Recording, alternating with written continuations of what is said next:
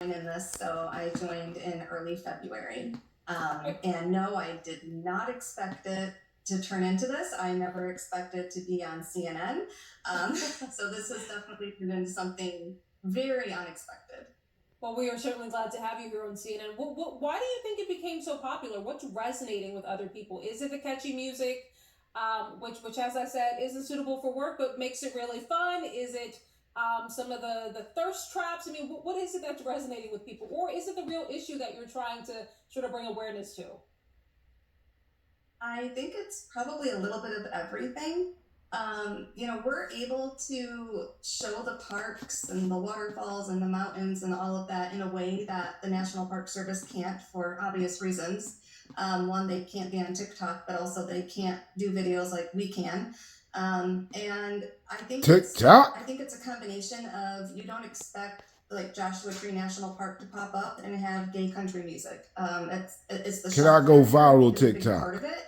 And when you Can you can help an old say man with the out? messaging of what's going on with the budget cuts and the parks and the forests and the mining and drilling and the sale of public lands and all of that, it just starts to resonate with people. We're able to connect with them in a different way because we can draw them in CNN through News this on shock factor, TikTok. whether it's a thirst trap or an Brought inappropriate to you song, by and then get the message in front of Airwack them. Kim, there's Entertainment. sometimes this critique when it comes to these really popular social media campaigns that it's a lot of awareness, but it's just awareness and it stops there. How are you hoping these videos go beyond just awareness? What are you hoping comes from this?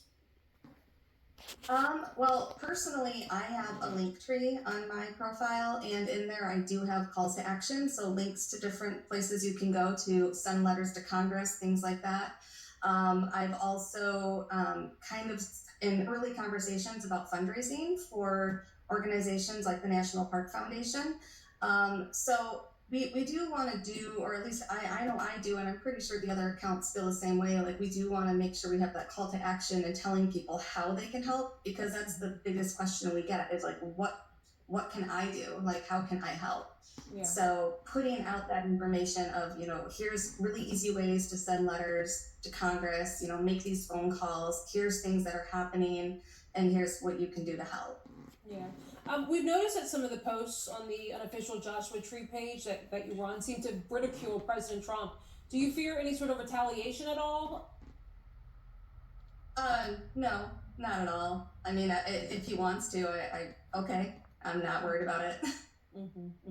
Let me ask because I think a lot of people who have causes that they're passionate about would love to have the type of reach you've been able to have, and you were able to do it. If I'm not mistaken, in a pretty short period of time. What message would you have, Kim, for someone who says, I'm really passionate about cause X? How do I create a social media following like you have? Start a TikTok live page. So that's going to be difficult because, I'm just doing it on my own. I don't work for anybody. So I don't have to follow brand guidelines or messaging or anything like that. I can do whatever I want. So I think you can go viral. All you need to do is get the app.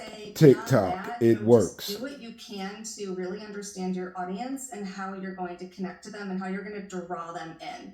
If you can do some kind it's of a billion people, you can do. You'll find somebody that likes whatever it is you're doing. Something that you're allowed to do, or maybe you can use a song that's a little bit more risque, but not that risque. That kind of stuff does tend to pull people in because again, they don't expect that. I would say look at marketing from like BarkBox. They're really good at this, and so is Duolingo. And that's kind of what we're doing. We're just doing it amplified.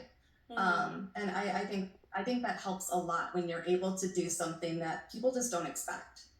Yeah, I noticed on your LinkedIn that you have a marketing background, but the success that you've been able to generate with this account is also on your LinkedIn. Do you think that this might sort of represent a pivot or a career change? I mean, where does this go from here? I have no idea. I didn't expect it to blow up like this, but one more successful TikToker. Great. If not, great. I never expected this to happen to begin with, so it was never a thought. But in terms of a career change, I mean, I'm definitely open to a career change. I don't necessarily need to stay in marketing. I have no idea. I just don't know where this is gonna take me. All I know is I would actually love to work for Joshua Tree National Park.